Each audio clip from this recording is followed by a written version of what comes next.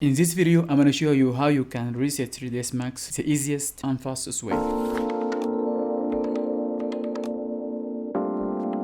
I know it's been a long time since I uploaded the last video, but here I am now, and I thought this is a good video to start with. This video will show you how to reset your 3ds Max. So if your 3ds Max not working properly, or something missing like Windows panels, you can get them back all in just one simple trick. So let's get started. Here is my 3ds Max viewport. Let's delete some windows. Delete this window, delete the command panel window, and before you start, make sure you close the 3ds Max.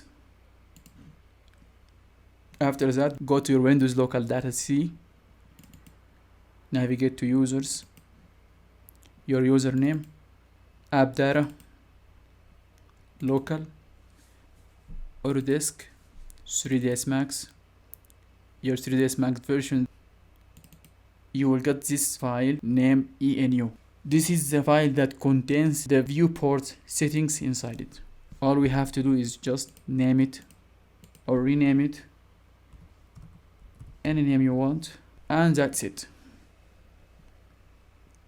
Once again, open the 3ds Max, and when you open it, you will see that 3ds Max will create a new file with the default settings.